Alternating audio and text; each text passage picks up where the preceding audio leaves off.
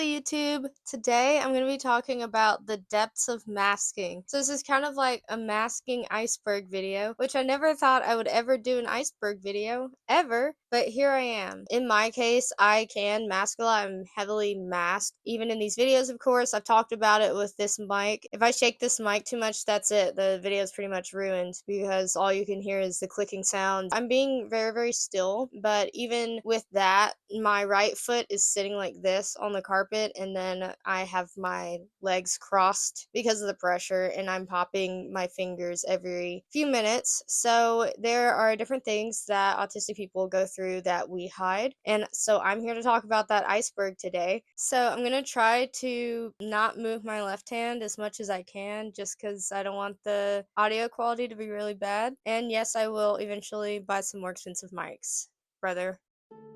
Brother, may I have some oats? No. Oats. So I'm going to start off first with the outward appearance. Now, just in general, many people have talked about things like if you look a certain way, people treat you differently, which is absolutely true. People go off of sight immediately whenever they are going to make a decision for something. Some people look very intimidating, some people look busy, open, too open, and some people look very, very like, oh my god, shiny, perfect, beautiful. And some people you would say they don't look very well put together. Context also, like if you see someone who's leaning over a trash can and they also at the same time don't look very like intentionally looking like that, then you kind of just make assumptions off of that. Basically, we all make a lot of assumptions based off of how we look. Now, before I was medicated for my mental illness, now before I was medicated for my mental, now before I was is it hot in here? Now, before I was medicated for my mental illnesses, I would look like I was going through it, and people treated me differently. When I looked very well put together, people treated me differently. When it looked like I was having a mental and physical hard time, people treated me like I was going through it. And I do not mean that they were supporting and uplifted. Quite the opposite, quite the contrary. Life kicks you when you're down. We'll just put it like that. And I realized, hey, after getting diagnosed, oh my god, yeah, people do treat me better when I look better. I realized, oh my god, like when I was observing myself, I didn't try, and I saw how people treated me, and I was like, oh my god, they're treating me like absolute crap. They're treating me like they can just say whatever they want to me, and I'll just take it, and I did. So what went into dressing up also went along with my hair and my makeup. I have locks now. I've had them for like 3 years almost. November 2022, 23, 24. This year it'll be 3 years. My hair has never looked this good my entire life, in my opinion. My hair was loose natural, and I'm type 4C, and whenever it was not done, my self-esteem plummeted. I did a video about it on TikTok, which is right here. Not good.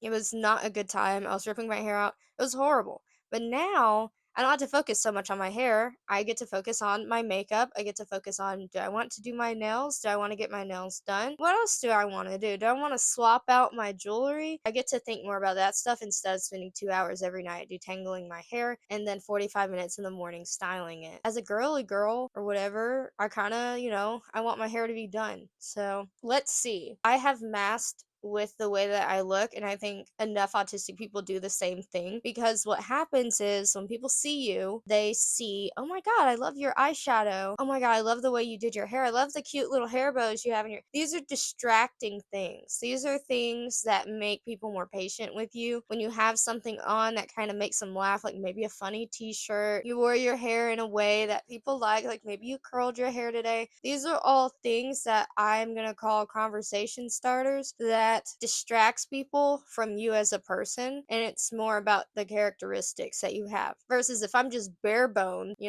just like straight out there, then people are gonna be like, there's nothing special about you, so then they kind of start digging in. There's no wall there.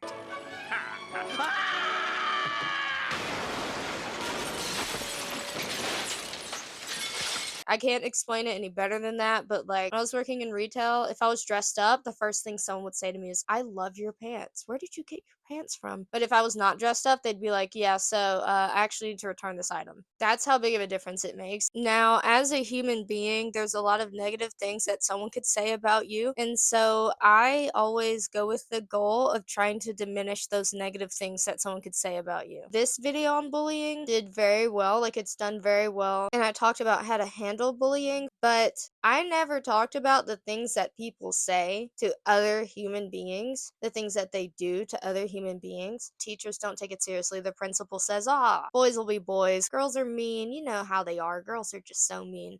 So you're not going to do anything about it? People should be held accountable and they should look at their own actions the same way that we look at our actions and we adjust ourselves to fit and suit other people. I think that they should learn that as a skill for treating other people with dignity and respect. And that's how I feel. Let's talk about when someone starts speaking to me. I have overly formal diction, which just means I speak very formally all of the time. And I thought it was just because, I love words. But then it turns out some autistic people speak very formally. I have a very hard time speaking in a slang normally. Usually, if I'm using slang, it's like echolalia or like a phrase, that I heard online. So when I was younger, I did not have a southern accent. I created my southern accent when I worked at Cracker Barrel when I turned 17. So up until then, a lot of people did not know where I was from. And then one of the last times that someone asked me where I was from was actually at Cracker Barrel. And they said, "You're not from here, are you?" And I was like, "Yeah, I was born and raised here, essentially." But I didn't like put on the southern accent. But that's when I realized, oh my God, people will like me more and they'll feel more comfortable. They won't be able to tell that I'm like a robot over here calculating what I need to do next if I have a southern accent. So then I started picking up on the nuances and little signs and phrases and things like that, which people don't really do. I don't think people do that. Maybe children do it,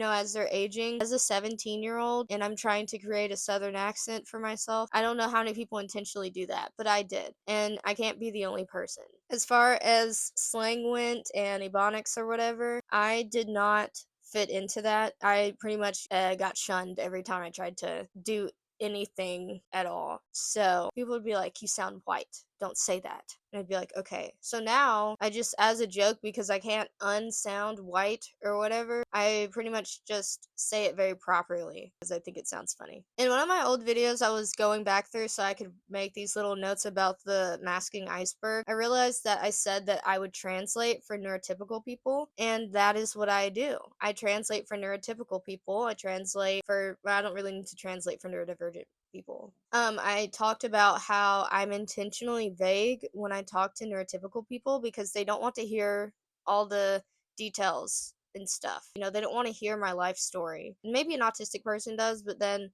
whenever I speak to another autistic person, we just look at each other like this. And we speak in short phrases. So it's not really, or like usually someone will like info dump on me and I'm like, "Oh man, that's crazy." But like in a good way. But if I said that to a neurotypical person, they'd be like, "You're not really interested, are you?" I'd be like, "No, I am. I am interested." That's why I said, "Oh, that's crazy." But it really is crazy. I really don't know what else to say, but I am happy to be here. It's more like that. Now, let's talk about behavior, how I mask my behavior.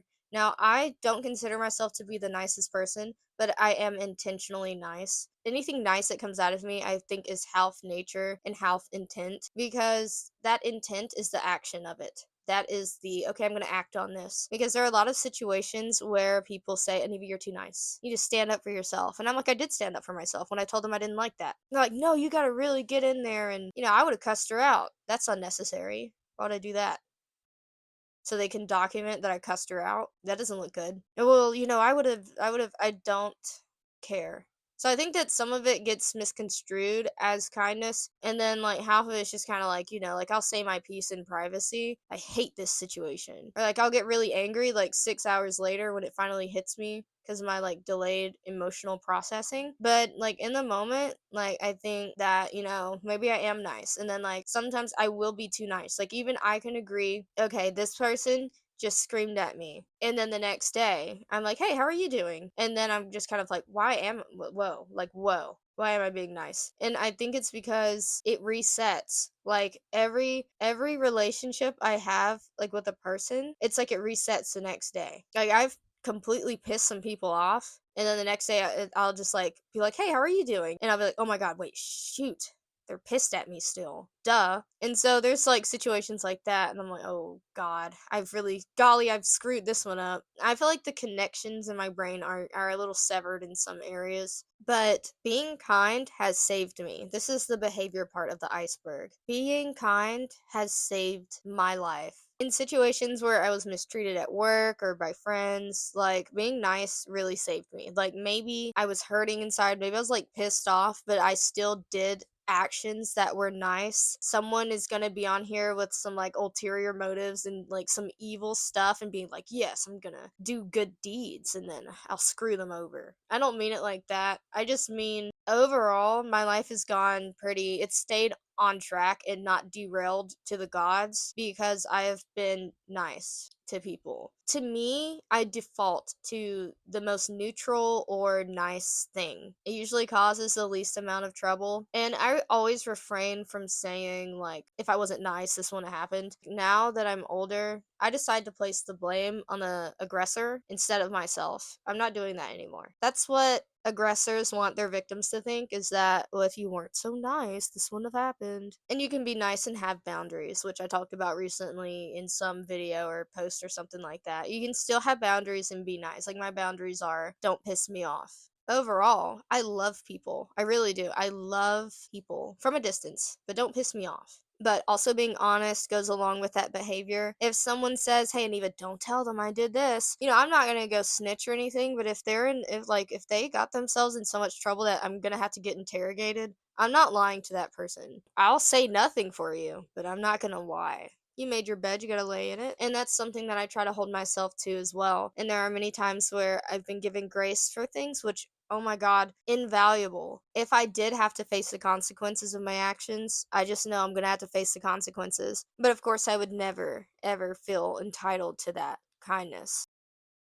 Let's continue. I'm very happy, over the moon, very excited. And sometimes I will show that more in my videos, but today I feel like my sense of humor is dry today, and so that's what I'm giving you guys. I hope that my voice is not too messed up. Socially, I learned that I need to talk to people, not just because you need to get to know people and whatever. It's actually because people will think that you're weird and dangerous if you don't talk to them, which I didn't find out until I was 20 or 21. I found out when I was 20 or 21 that people were scared of me because I did not talk. And maybe not scared, but definitely they thought I was a weirdo. And I was like, it was actually pretty stressful because I was like, "You're telling me I got to talk to?" Like it was like that. It was like, not only do I need to appear normal, but now I have to talk. Because if I don't talk, they're going to be scared and none of the masking is going to matter anyway. And it's not like I don't talk to people. Like when I say there are so many people who have impacted my life positively and negatively,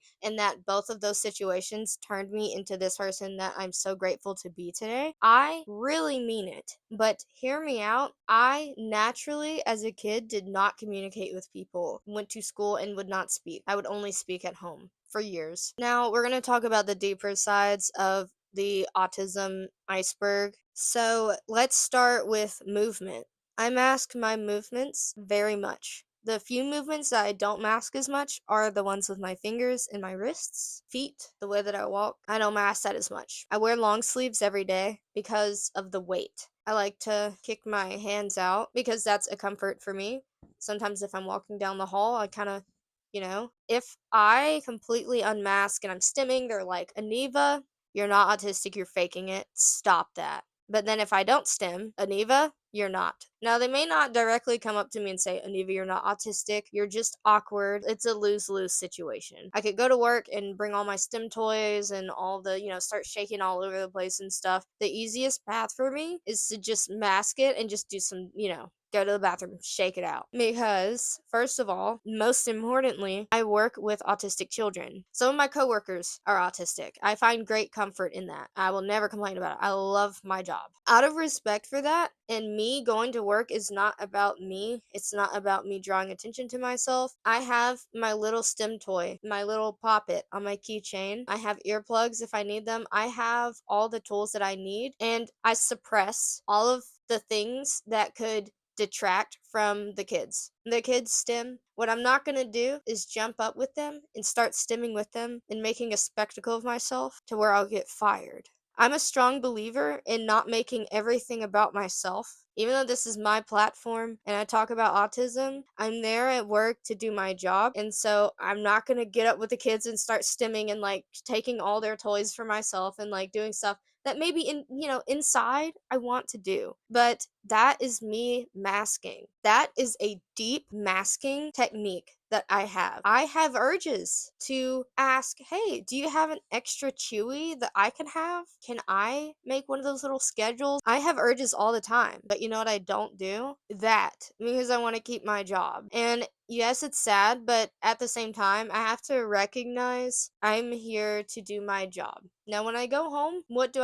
I turn my room into a sensory room and I sit there in the darkness and I stare at the lights. I have a bunch of STEM toys here at my house. I have a pressure ball. I have back massager. Like, I have a soft rug that I sleep on the floor. I have my safe foods and my snacks. Like, everything. When I come home, that is when I am able to be autistic fully. But I have to mask to keep my job, which I love. I love my job. So I'm going to be professional and try to hide my autism as best I can. That's the best way I can really put it. And this is going to make a lot of people sad, but I still can be myself to a degree at work. I don't want you guys to feel like, dang, I got to give it up. I do have to be very, like, I got to split my mind in half, figuratively. I got to think about it and say, that's gonna look bad. So yeah, I had a coworker at one point. I really loved her. And like the first week she was there, she was like, I think I'm autistic and I'm pretty sure I'm this and I'm pretty sure I'm that. And I was like, I'm here for it. People were really upset about it. They were like, she needs to stop faking and all this stuff and she's making it about herself. I said,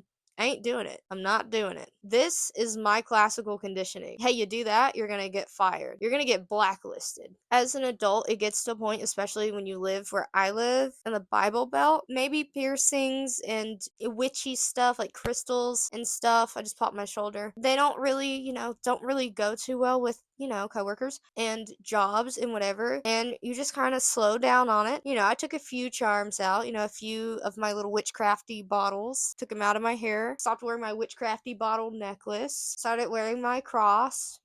So there's certain things that I have had to adjust in myself, and I think people who make random comments on the internet don't realize how much we've already changed to suit other people. And let me make it clear, I was fine with making all of these sacrifices because I know what the alternative is. I want a job. I want to love my job. I don't want to be targeted at my job anymore. If you have had a job where you were targeted, you were the scapegoat, you were the office pariah, you don't want that no more. You don't want that to ever happen to you again. So you do everything in your power. You learn from other people's mistakes and you learn from your own. Let's get into posture. I am sitting like this, just not moving at all. As an autistic person, my posture is directly related to if I'm overstimulated or understimulated that day. I might sit like this. I like the pressure on my back. I might be shaking, start shaking like this, might cross up my legs a little bit, might rock back and forth. Now, this kind of gets to the point where if you're in a college classroom, this is not appropriate. People look at you weird and they're like, why are you sitting like that? I kind of walk kind of strange. I might start twisting my legs a certain way. I twist them side to side, or I overlap them like this and I kind of pull, and like it just, like right now, like I'm just trying to, like I'm popping my ankles and stuff, so it just kind of, that affects my gait.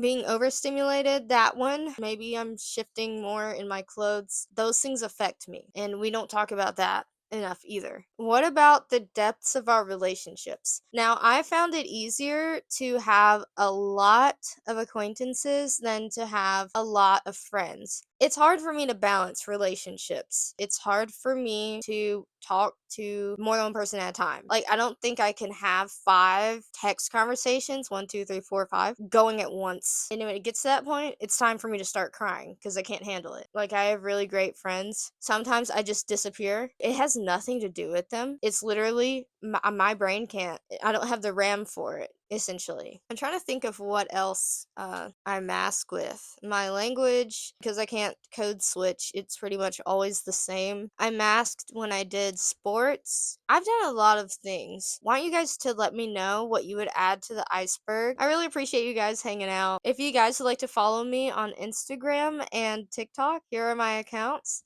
Thank you guys so much for being a part of this community. Let me know what topics you guys want me to cover in the future, and I will see you guys in the next video. Thank you so much for watching, and bye.